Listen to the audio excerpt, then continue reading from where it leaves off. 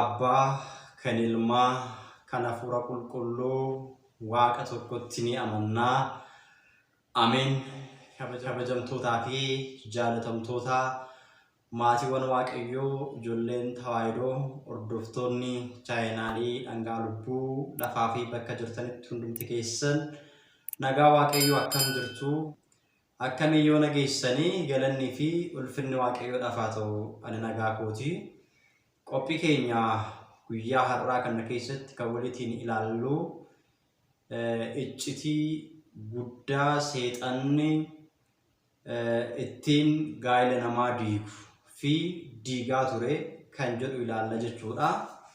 Hanga xumura sagantaa kiyyaatti akka nu hordoftan warri haaraa taatanii gara chaayinaalii Dhangaa Lubbuutti dhuftan baga nagaadhaan dhuftanii subscribe gochuudhaan viidiyoon asiitii gadhiifamu yeroo kamuu akka isin bira qaqqabuu fi mallattoo bilbilaa sana tuquudhaan notificationii all irra gochuudhaaniin akkasumallee yeroota keessan bira viidiyoon kun akka qaqqabuu fi share gochuudhaan like gochuudhaan waan isin hin gallee fi yaada qabdan immoo komentii jalatti barreessuudhaan akka hordoftanii fi akka irraa barattan isiniin jecha kallattiidhumaan gara qophii keenya guyyaa har'aatti darbina.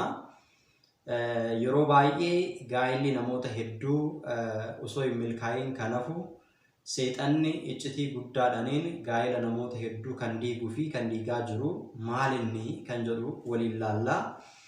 Yeroo darbee akkuma yaadattan chaayinaalii Dhangaa Lubbuu miidiyaa irratti waa'ee gochoolee hafuurota hamoo fi nama hafuurri hamaan irra jiru akkamittiin addaan baasnee beekuu dandeenya kan jedhuu fi mallattoolee namni hafuura hamaan irra jiru agarsiisan kan jedhu sirriitti ilaalleerra. Namoonni hin laalle yoo jiraattan chaayinaalii Dhangaa Lubbuu miidiyaa irra seenaatii ilaalaa. Waadan achirratti isinii galeetiin immoo guyyaa har'aa sagantaa kana qabadhee isinii dhiyaadheen jira. Hundumti keessan irra deebiidhaan ammas share gochuudhaaniin like gochuudhaan viidiyoo kana jalqabaa isiniin jecha kallattumaan gara sagantaa keenyaatti seenna. Kanaaf jechuudha hafuurri hamaan keessumattuu jireenya gaa'elaa keessatti inaaffaa guddaa gaggeessaa. Hafuura inaaffaa guddaa gaa'ela irratti gaggeessu keessaa tokko immoo hafuura addaanyi warquu kan jedhamudha jechuudha. Maqaawwan hafuurota hamootaa yeroo darbe armaan olitti ilaalleerra. Warri sagantaa sana hin ilaalle yoo jiraattan viidiyoo sana ilaalaa duubatti deebi'aati. Hafuurri addaanyi warquu kun adda durummaadhaan maal jaalataa, amalli isaa maalinni, keessumattuu jireenya gaa'elaa keessatti dhiibbaa akkamii gaggeessa kan jedhu sirriitti waliin ilaalla jechuudha. Hafuurri addaanyi warquu jedhamu kun shittoo fi ixaana foolii gaarii qabu, faaya garaagaraa warqii baay'inaan kan jaalatuu fi dubartii bifaa fi miidhagina yookiin immoo bareedina qabdu dhiira biraa dursee ofii isaatii akka haadha manaa isaatti yookiin akka neetii isaatti waan qabatuuf dubartoonni baay'een hafuura kanaan qabamanii osoo hin heerumin gaa'ela osoo hin godhatin kan hafan lakkoofsa hin qabanii jechuudha. Warreen akkasiitiin hawaasa keessatti namoonni warra manatti hafan aftuu yookiin immoo kan hin heerumne dhiiras yoo ta'an immoo kan hin fuune jechuudhaan maqaa addaa moggaasanii fi naannoo keessatti nama addaa ta'anii yookiin immoo gadaantummaadhaan kan ilaalaman namoota hedduutu jiru jechuudha. Fuudhus heerumuus hin barbaadan jechuudha namoonni hafuura kanaan qabaman. Akkasumallee gaa'elas fedhii hin qaban. Waa'ee gaa'elaa gaafa itti kaastan inaaru, waa'ee gaa'elaa gaafa itti kaastan simbiraa deemu yookiin immoo yaada ajandaa isin kaastan jijjiiranii waan biraa isinitti haasa'uu barbaadu malee dhimma gaa'elaa wajjin kan wal qabate gonkumayyuu haasa'uus kaasuus dhaga'uus hin barbaadan jechuudha. Namoonni baay'een hafuura kanaan qabamanii jireenya isaanii keessatti kopummaadhaan kan jiraatan, mana isaanii keessatti faaya garaagaraa gochuudhaan, qaama isaanii irrattis faaya garaagaraa taasisuudhaan, baay'inaan immoo shittoo kan jaalatan, mana isaanii keessatti immoo hixaana kan aarsan jiru jechuudha.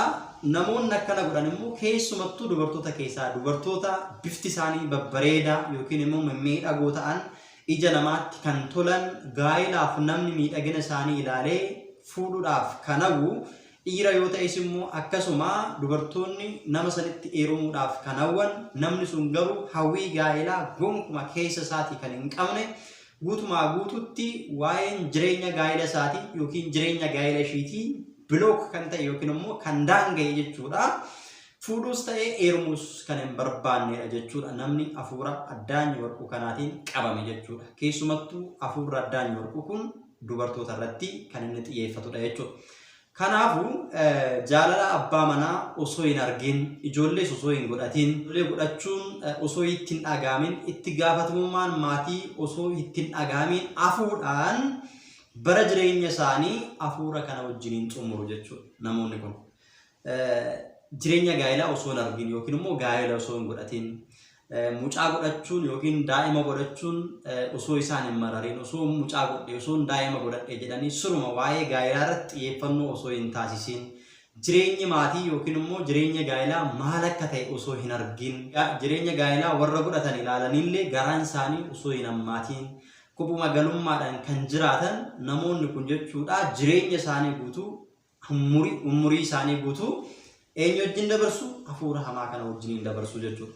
Yeroo tokko tokko immoo umuriin isaan mucaa itti dhalan erga darbe yookiin immoo mucaa itti godhatan erga darbe booda faallaa isaatiin hafuurichi keessa isaaniitii ijoollee argachuu akka dharra'an yookiin immoo ijoollee horachuu akka isaan dharra'an gochuudhaan gaabbiin akka itti dhaga'amu isaan irra bulcha jechuudha. Hafuurri kun ilaala faallaadhaan jechuudha. Yeroo tokko tokko jalqaba akkuma kaasne jireenya gaa'ilaa kan hin barbaanne, daa'ima godhachuu kan hin dharraane yookiin immoo kan hin feene, jireenyi gaa'ilaa maal akka ta'e, jireenyi maatii maal akka ta'e arguu kan hin barbaanne akka isaan ta'an ni taasisa.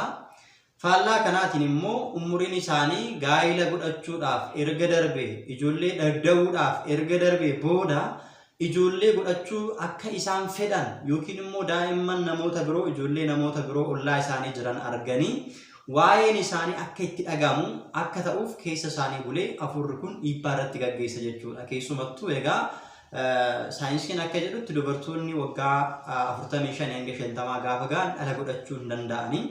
Kanaafuu umurii isaanii kun dhala godhachuu erga darbee booda gaa'ila kan fedhan yookiin immoo heerumuu kan fedhan, dhiirotas yoo ta'e fuudhuu kan barbaadan ni jiru jechuudha. Umuriin dhala godhachuu isaanii erga darbee booda jechuudha. Haa ta'u malee argachuu hin danda'an jechuudha. Kanaaf diinni kun gaabbiin akka keessa isaaniitti dhaga'amu gara duubaatti deebi'anii waa'ee jireenya isaanii yaadanii akka isaan dhiphatan, akka isaan gaddan yeroo hundaa daa'ima namaa ilaaluudhaan waa'een isaanii akka itti dhaga'amu ni taasisa jechuudha hafuurri hamaan kun. Kanarraa kan ka'e jechuudha keessa isaaniitti sababa kanaan dhiphachaa fi gaddaa Waaqayyo uumaa isaanii komachaa akka jiraatan isaan taasisaa jedha. Isaan taasisa. Maali yaa Waaqayyo? Ani maaliifani dhala dhabduu ta'e? Ani maafan dhala dhabe? Uumamni kiyya addadha akka isaan jedhan taasisa jechuudha.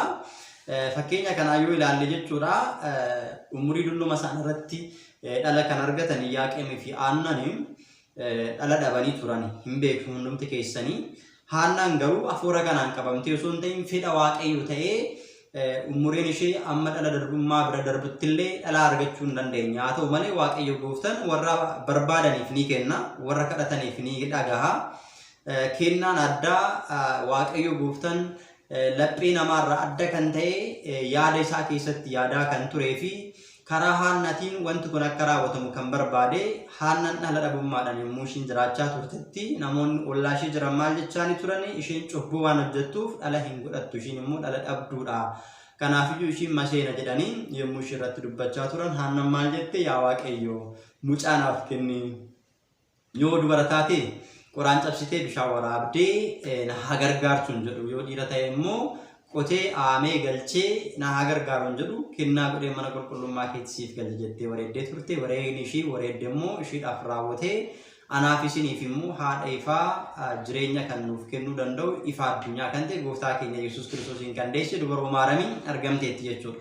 Akka fakkeenyaatti isinii kaase malee kanaan waliin qabatu jechuudha. Kanaaf seenaan namoota warra hafuura kanaan qabamanii kanarraa addadha jechuudha. Umuriin dhala dhabummaa isaanii erga darbee booda jechuudha. Yoo darbes garuu dhala argachuu hin danda'an jechuudha. Murtaa'eera kun jechuudha. Akka Haannaan karaa Waaqayyootiin dhala argatte osoo hin ta'in diinni immoo karaa isaatiin maal godha dhala akka hin arganne ni daangeessa jechuudha. Hin hawwisiisa garuu dhala akka isaan hin arganne keessa isaanii bulee ni taasisa. Namoonni ollaa sana jiran immoo waa'ee dhala dhabummaa isaanii, waa'ee jireenya isaanii yoo gaa'elallee godhatan waa'ee isaanii yeroo hunda hammeenyaan akka isaan haasaan taasisa jechuudha. Isaan dhala godhachuu kan dadhaban, umurii isaanii kan jalaa gubate, yeroo isaanii waan hin taanetti dabarsuudhaan akkasumallee hammeenyi laphee isaanii keessa cubbuun waan jiruuf jechuudhaan namoonni tilmaama fi yaada garaagaraa akka isaan kennan hafuurri hamaan kun keessa namoota biroollee bulee ni kaase jechuudha. Kaayyoon hafuura hamaa kanaa inni guddaan namoonni jireenya isaanii keessatti waaqayyoon uumaa isaanii akka komatan taasisuu, karaa kanaatiin immoo sochiin inni taasisu isaaf akka milkaa'u taasisa jechuudha. Namni waaqa irratti akka gungumu maali? Ani uumamarraa addadha. Maafan dhala dhabe? Maaf jireenyi kiyyaa quucare? Maaf jireenyi kiyyaa akkana ta'e?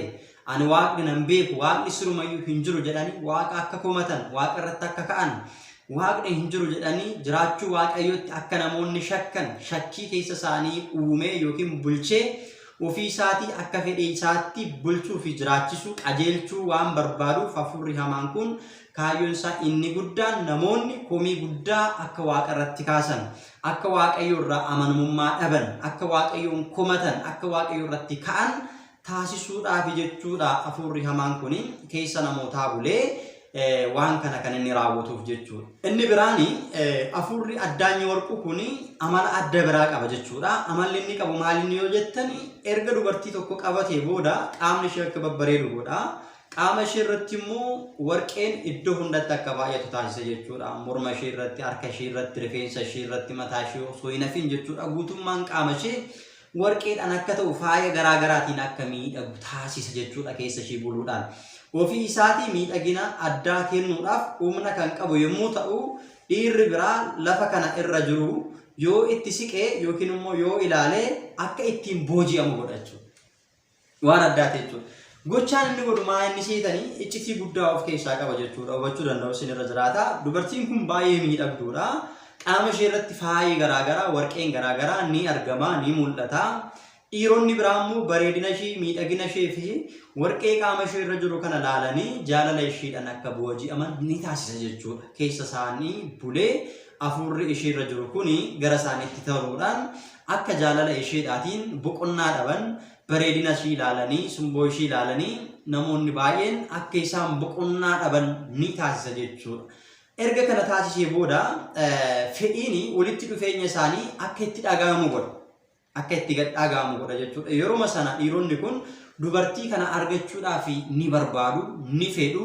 Yeroo kanatti haadha manaa godhachuudhaaf, yeroo kanatti hiriyaa godhachuudhaaf, jaalallee godhachuudhaaf karaa ittiin dubartii kana to'annoo harka isaanii jala ittiin oolfatan barbaadu jechuudha. Yeroo sanatti sammuun isaanii cinqamuudhaan, dhiphachuudhaan waa'ee dubartii kanaa qofa akka yaadan hafuurri hamaan ishee irra bulee qaama ishee miidhagse kuni akkasumallee faaya garaagaraatiin faaye kuni nama ishee arge kana yookiin immoo dhiira kanarra bulee qaamni isaa hundi, jireenyi isaa hundi waa'ee dubartii sanaa akka yaadu taasisa jechuudha. Haa ta'u malee dubartittiin dhiiricha wajjin ta'uu hin barbaadu jechuudha. Dubartiin kun inni akkana haa godhu malee, inni haa yaadu malee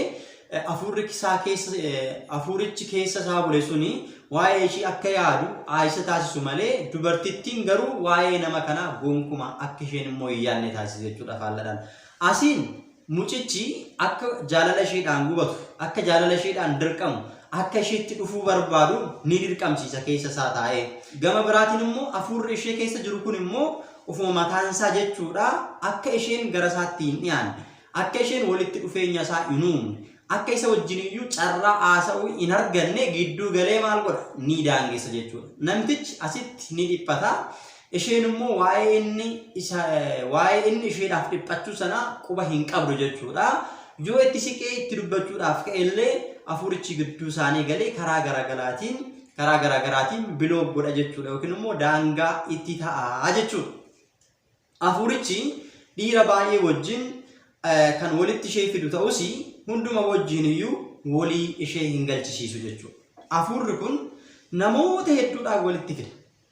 Dhiirota hedduudhaan walitti fida jechuudha dubartii kana. Erga walitti dhuftee booda garuu namoota walitti dhufte kanaan keessaa tokkoon illee akka ishee waliin galle godha. Yaadanaa ta'uu, adeemsa naa ta'u kaayyoo jireenyatii naa ta'u walii galteen akka gidduu isaanitti hin uumamne ni taasisa jechuudha. Maaliif guutumaa guututti kan isaa godhatee waan ilaaluuf ija isaa isheerra waan boqochiifatuuf namoonni alaalatti arganii qofa waa'ee ishee akka dhiphatan waa'ee ishee akka haasa'an godha malee namni kamuu isheetti siqee ishee wajjin jireenya gaa'elaa yookiin jaalalaa akka jalqabu hin eeyyamuuf jechuudha. Alaalatti biroo godhaa jechuudha. Sababni isaas dhiiga waan barbaaduuf sirriitti hubadhaa. Sababni inni akkana godhuuf hafuurri hamaan kun maal barbaada? Dhiiga waan barbaaduuf. Lamaan isaanii keessaa tokko yookiin lachuu walitti buusuudhaan wal ajjeesisuu waan barbaaduuf. Fakkeenyaaf dubartiin kun dhiirota baay'eedhaan yookiin dhiirota 2 walitti dhufte haa jennu lammeen isaanii wajjiniyyuu yookiin sadeen isaanii wajjiniyyuu haasaa yookiin dubbii ni gaggeessiti, wajjin deemti, wajjin dhaabbatti, wajjin nyaatti, wajjin dhugdi, garuu waliigalteen jireenya isaanii hin eeyyamamuuf. Jireenya sagaagalummaa kan fakkaatuun qabamtee akka isheen jiraatu taasisa, hundumatti akka isheen dhiyaatu taasisa, hundumtu akka isheetti dhiyaatan taasisa. Amala garaagaraa yeroo garaagaraatti jijjiiree agarsiisa jechuudha hafuurri hamaan kun. Kanaan booda isa wajjinis ni dubbatti, isa tokko wajjinis ni dubbatti, kan biraa faanas ni dubbatti, kophaa-kophaatti jechuudha kan isheen dubbattu. Haa ta'u malee namoonni ishee faana dubbatan kun hundumti isaanii isheetti dhiyaachuu waan barbaadaniif jaalala isheedhaan waan qabamanii rakkataniif dhiphataniif akka carraa ta'ee namoonni ishee faana haasa'aa jiran kuni lamaan isaanii yookiin sadeen isaanii keessaa lama akka isaan wal argan taasisa jechuudha.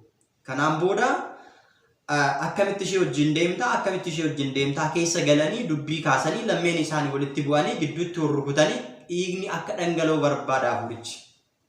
Kaayyoon isaa inni guddaan inni tokko isa kana. Dhiiga waan barbaaduuf, wal ajjeesisuu waan barbaaduuf, dhiibbaa dhiiga dhangala'uu waan hawwiinsaa keessa jiruuf karaa adda addaatiin hafuurri hamaan kun maal godhaa? Dhiibbaa kana gaggeessa.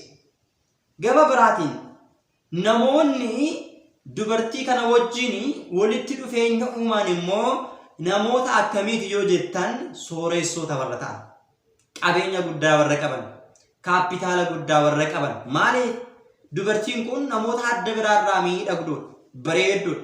Warqeen qaama isheerra jiru immoo sooretti akka isheen taatetti agarsiisa yookiin immoo mul'isa. Ilaalaa jireenya ishee iccitii isheetu beeka. Hafuurichi garuu nama sana bareessuudhaan uffata namoonni gurguddaan sooressoonni kun jaallatan uffisuudhaan miidhagsuudhaan waan akka simbootti ilaalamtuuf bareedinni ishee guddaa waan ta'eef namoonni hundumtuu dafanii dubartittiidhaan akka booji'aman waan taasisaniif namoonni isheerra ilaalan ija isaanii isheerra buufatan sooressoota warra ta'an, namoota gurguddoo warra ta'an, daldaltoota warra kaapitaala qaban, konkolaachiftoota fi kanneen kana fakkaatan. Hubadhaa. Naannoo kanatti immoo dhiibbaan akkamii akka jiru hin beektu hundi keessan. Namoonni sooressoota ta'an, daldaltoota warri ta'an, konkolaachistoota warri ta'an, namoota beekamoo warri ta'anii yeroo haala kanaatiin qabaman dhiibbaa kana keessa gaafa galanii lammeen isaaniiyyuu sooressoota yoo ta'an wal sodaachuun hin jiru jechuudha. Wal qixxaatteen farda waliin qabdu jedha Oromoon. Kanaaf jarreen lamaan gidduutti kabajni hin jiru, sodaan hin jiru jechuudha. Dhiibbaa guddaan akka uumamu taasisa. Jaalala isheen qabuudhaan maallaqa isaanii irraa sassaaba. Kaayyoon isaa inni guddaan maaliif jechuu dandeessu? Kaayyoon isaa inni guddaan namoota sooressoota ta'an, daldaltoota, konkolaachistoota kan ta'aniin akka ishee walitti dhufeenya uumtu kan taasisuuf hafuurri hamaan kun kaayyoon isaa inni guddaan qabeenya namoota sanaa sassaaba. Onneen isaanii irratti bifa miidhagina ishii taasisa. Yeroo hunda onneen isaanii manallee ta'anii waa'ee ishee akka yaadan, deemaa innaa jiran waa'ee ishee akka yaadan, konkolaachisaa innaa jiran waa'ee ishee akka yaadan, daqiiqaatti onnee isaanii irratti waa'ee bifa ishii, simboo ishii, bareedina ishii, namummaa ishii, gaarummaa ishii qofa laphee isaanii irratti, onnee isaanii irratti barreessa yookiin immoo kataba.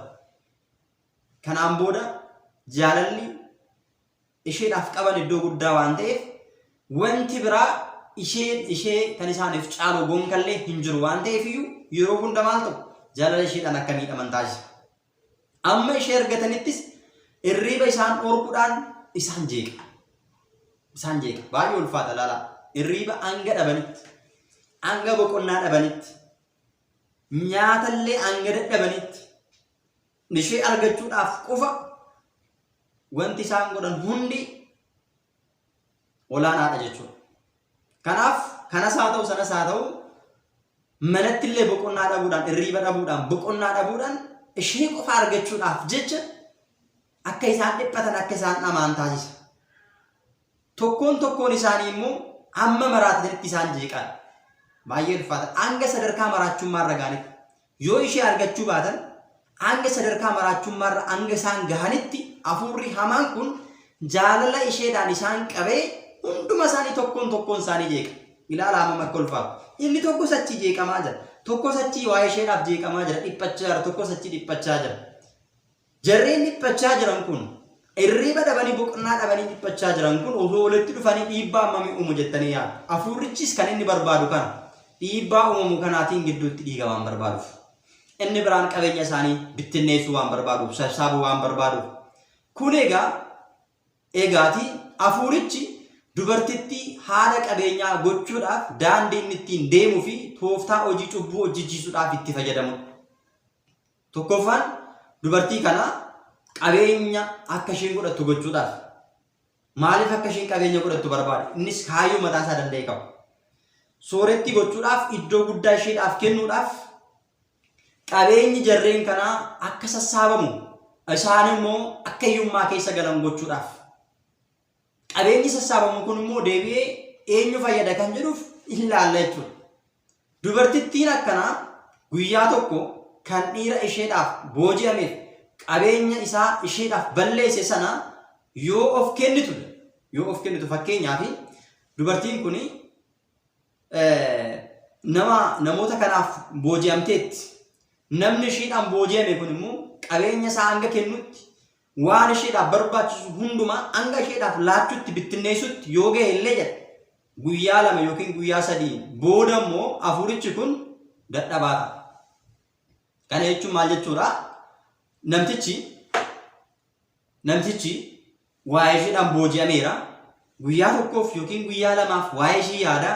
Ishee argachuudhaaf jecha qabeenya isaa karaa danda'ame kamiiniyyuu baasii taasisa. Yoo ishii argees qabeenya isaa hanga isheedhaaf kennuutti aarsaa erga godhee booda guyyaa 2 guyyaa 3 booda namichi deebi'ee akka ishee jibbu taasisa. Qabeenya isaa laateera.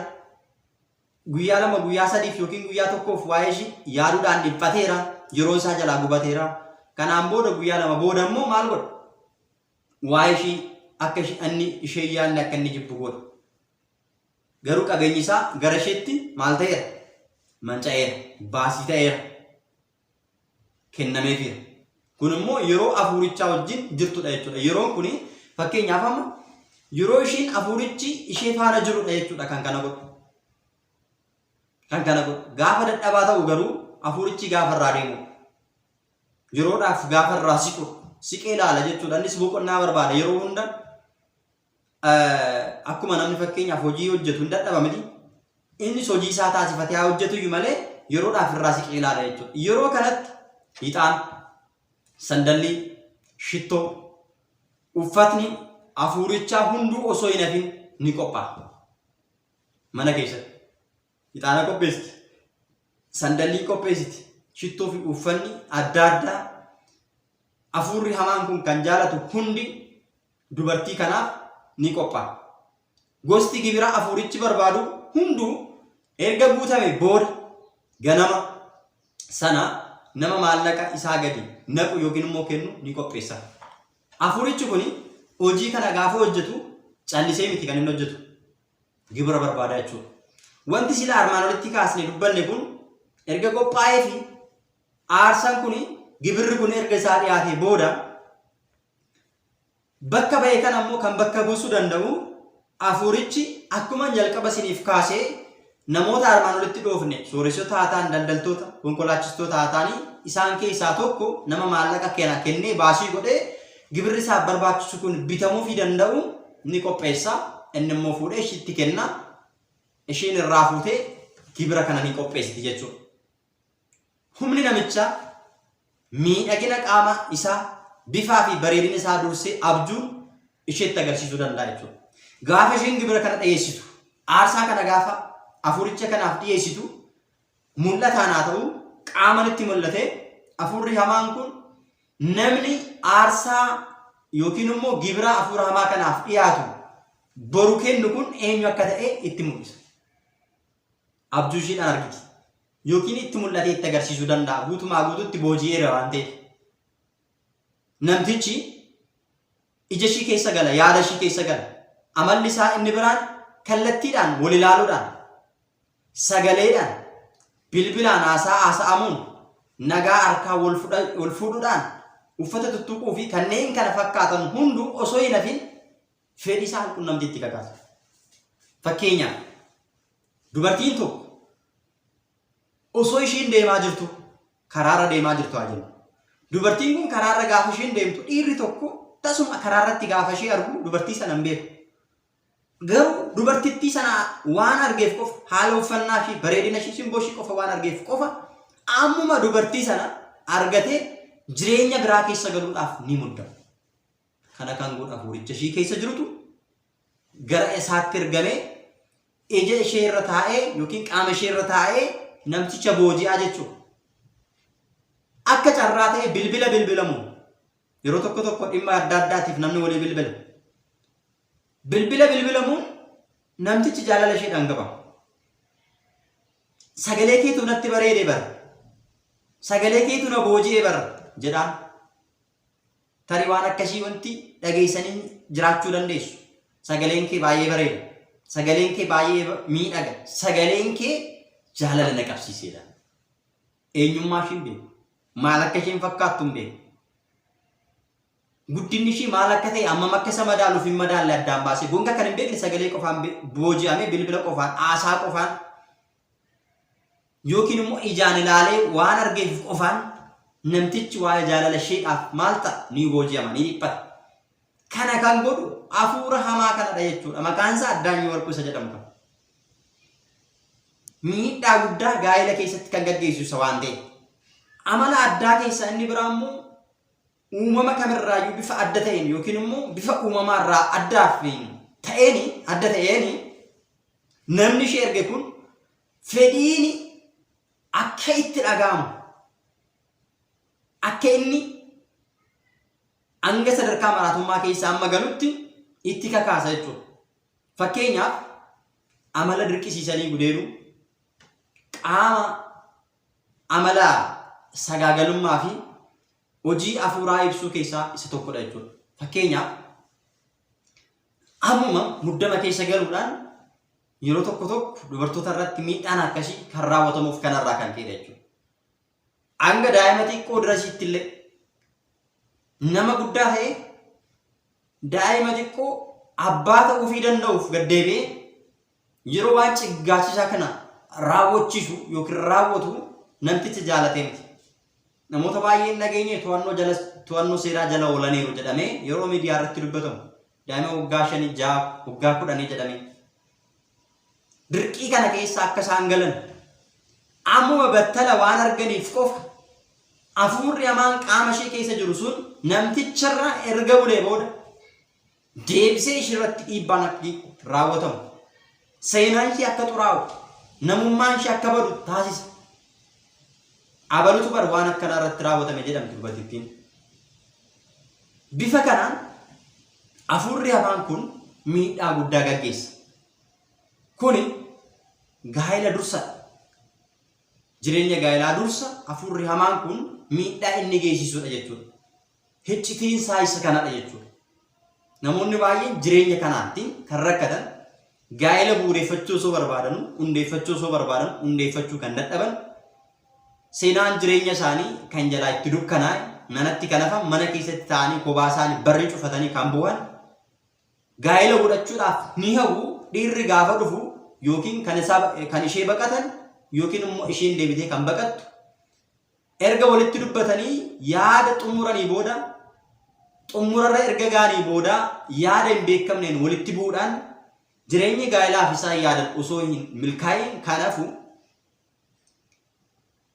namoota hedduu faana dhimma gaa'elaa irratti haasa'anii kan hunduma keessaa tokko wajjin illee osoo gaa'elli isaaniif hin milkaa'in kan hafan lakkoofsa hin qaban.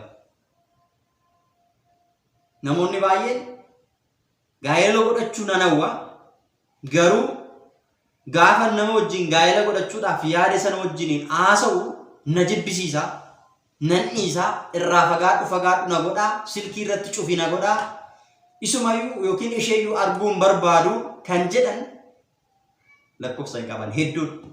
Dhimma kanaan rakkatanii dararama guddaa keessa galanii gaa'ela namoota biroo harganii hawwaa kan jiraatan. Hawwiin isaaniiwwan osoo isaaniif hin milkaa'in, osoo isaaniif hin ta'in dhimma gaa'elaatiin wal qabatee dararama guddaa keessa kan galan hedduudha. Kun gocha hafuuraa maati? Namoonni baay'een maali? Ani gaa'elaaf hin uumamne, amman umurii koo guutuu haala kanaaf fixu, kanaan booda bakka waa'ee gaa'elaa dhiiseera, yaada kiyya gaa'ela irraa kaaseera, gadaama galeen jiraadha jedhanii waa'ee jireenya gadaamaa kanaa isaan jiru. Garuu hin galani. Hin murteessan immoo akka isaan immoo kanas hin murteessin hin daangessa. Garuu yeroodhaaf waa'ee jireenya gadaamaa akka isaan haasa'an taasisa. Waa'ee gadaamiyyuu immoo hin beekan. Waa'ee jireenya gadaamii erga gaafatanii booda immoo lakkaa jireenya gadaamii keessas dhiphinaaf rakkoo akkanaatu jira jedhanii kan immoo yaada isaanii deebisan. Dararamaa fi dhiphina addunyaa sodaatanii gara gadaamatti jalaa miliquudhaaf yoo yaadan illee garuu namoota baay'eef osoo hin milkaa'in jireenya dararamaa kana keessa umurii isaanii guutuu jiraatanii kan dabarsan hedduutu jiru jechuudha. Kanaaf hafuurri hamaan addaan yorquu jedhamu kun jireenya gaa'elaatiin dursa dararaan inni namoota irratti gaggeessu kana. Kanaaf namoonni hedduun dubaras ta'ee dhiirri gaa'ela malee hafaniiru. Gaa'elli isaanii sadarkaa yaadatti ta'eera. Bilbilaan qofa haasa'uudhaan, qaamaan qofa haasa'uudhaan, haasaa ta'ee jireenyi gaa'elaa isaanii osoo hin hundaa'in karaatti kan hafe lakkoofsi isaanii hedduudha. Kun hojii hafuura hamaa ta'uu hanga yoonaatti namoonni kan isaaniif galu namoota muraasa. Kan isaan dhiibu hafuura hamaadha. Isaan garuu komii kan dhiyeessan Waaqayyo irratti. Maaliif Waaqayyo nanaaf gaa'ela naaf hin eeyyamne? Waa'ee kiyyaaf, waa'ee gaa'ela kiyyaaf Waaqayyo maaf callise? Waaqayyo hin jiru. Kanaan booda immoo waa'ee gaa'elaa haasa'uun irra hin jiraatu jedhanii abdii kutanii dhiisanii immoo takka turanii waa'ee gaa'elaa yaaduu kan jalqaban. Kanaafuu egaa dammaquu danda'u nurra jiraata. Sabni keenya barumsa dhabuudhaan waggoota hedduudhaaf jireenyi isaa hidhamaa ta'e kana hedduutu jiru. Kanaaf har'as taanaan dammaqnee warreen dararama kana keessa jiran dararama kana keessa akka ba'aniif ga'ee keenya ba'uun nurra jiraata. Yeroo darbee waa'ee siidoodhaaf, waa'ee tajaajila bal'aa kana laachuudhaaf oolu irratti isinitti dubbadheen ture chaanaalii Dhangaa Lubbuu miidiyaa irratti. Ammas irra deebi'ee isinitti dubbadhaa. Barnoonni kun itti fufa. Kana caala wantoota iccitii gadi fagoo ta'an namni jireenya isaa keessatti ittiin dhiphatu hedduutu jira. Kana baasnee isin biraan qaqqabsiisuudhaaf deeggarsa barbaachisaa gama dandeessan hundaatiin deeggarsi keessan nu duukaa ta'u. Subscribe gochuudhaan, like gochuudhaan, share gochuudhaan hiriyoota keessan biraan akka geessanii fi gama biraatiin yaada isaa ta'u deeggarsa miidiyaa keenya taasisuudhaaf barbaaddan toora bilbilaa as jalatti argamuutiin bilbiluudhaan yaada keessan akka nuuf kennitan isiniin jecha kan nu barsiise kan nu gorse maqaa Waaqayyoo kan galateeffame haa ta'u. Yeroo itti aanu immoo chaanaalii Dhangaa Lubbuu miidiyaa irratti yoo namoonni kun kana keessa darbaniyyuu gaa'ela hundeessan addaan baasuudhaaf hafuurri hamaan kun tooftaa akkamitti fayyadama kan jedhu irratti gadi fageenyaan waan barannuufu Waaqayyo gooftaan nama sana nu haa taasisu. Kan nu barsiise kan nu gorse maqaa Waaqayyoo kan galateeffame haa ta'u. Share, like gochuun dagatinaa. Waan isiniif hin gallee fi waan isin raawwattan immoo yookiin waan isin irra ga'e yoo jiraate warra kaaniif barumsa akka ta'uu danda'uuf saalfiif tokko malee sodaa tokko malee yaada keessan koomentii irratti akka nuuf kennitan isiniin jechaa galatoomaa ulfaadhaa wasbaata Egzaabeer.